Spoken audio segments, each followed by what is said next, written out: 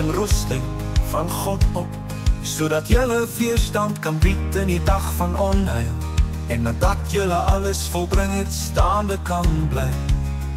Staan dan vas julle met die waarheid om God, met die borswapen van die geregtigheid aan. En as skoene aan julle voete die bereidheid vir die evangelie van vrede. Eindelik my broeders word kragtig in die Here en in die krag van sy sterkte. Trek die volle wapenrusting van God aan, sodat julle staande kan bly teen die liste van die duivel.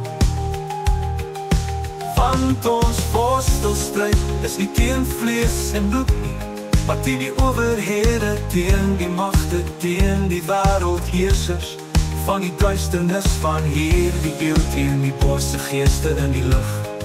Behalwe dit alles neem die skuld van die geloof op, waarmee julle al die vuurige pyle van die bose sal kan uitblus. En neem al die helm van verlossing en die swaard van die geeste, dit is die woord van God. Terwyl julle met alle gebed en smeeking by elke geleentheid bid in die gees, en juist daartoe waak met alle volharding en smeeking vir al die heiliges en vir my, sodat 'n woord my gegee mag word. As ek my mond oopmaak om met vermoediging die verborgenheid van die evangelie bekend te maak,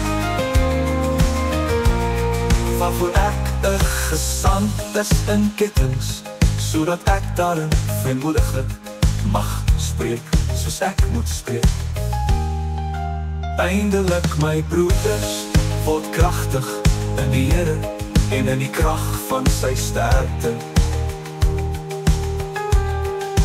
Trek die volle wapenrusting van God aan, sodat julle staande kan bly teen die liste van die duivel. Want ons worstelstryd is nie teen vlees en bloed nie, maar teen die owerhede, teen die magte, teen die wêreldheersers van die duisternis van hierdie eeu, teen die bose geeste in die lug. Behalwe dit alles neem die skuld van die geloof op, waarmee julle al die vurige pyle van die bose sal kan uitblus. En neem al die helm van verlossing en die swaard van die geeste, dit is die woord van God.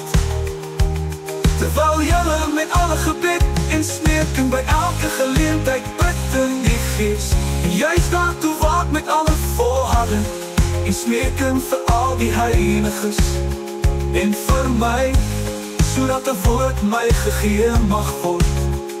As ek my mond oopmaak om met vermoediging die verborgenheid van die evangelie bekend te maak, waarvoor ek 'n gesant is in kettinge, sodat ek daarin vrymoediglik mag spreek soos ek moet spreek.